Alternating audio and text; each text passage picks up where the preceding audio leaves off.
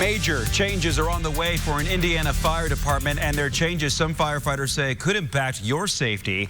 Good evening at 6 o'clock. I'm Mark Mullins. RTV6's Megan Sanctorum was in Owen County today to find out what those changes are and why others say they're necessary for the long-term success of the department. The Owen Valley Fire Department is quiet and closed up now because, with the exception of the chief, those who make up this department are all volunteers. You're talking guys that are career firemen. We have a lot of guys that work on career departments part-time.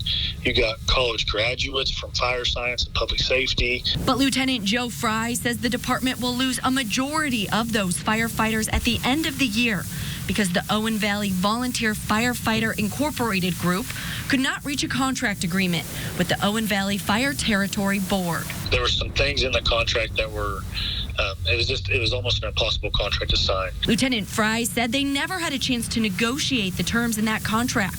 He says the department will now lose about 20 volunteers, and that could have major impacts on your safety. We run over 300 calls a year, and the majority of those are fires and car accidents. So the safety is definitely going to be a big point here because you're not going to have the manpower as you once did. Some people who live in the area are worried about what that could mean.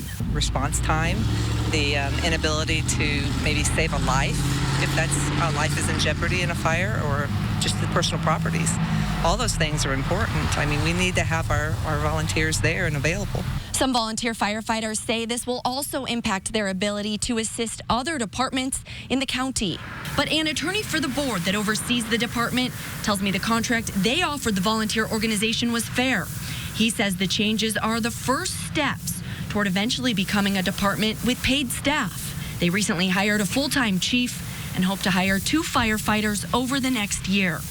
He says it's becoming increasingly difficult to find volunteer firefighters, so this change is necessary. He's confident some of the volunteers will still respond to fires that happen after the first of the year.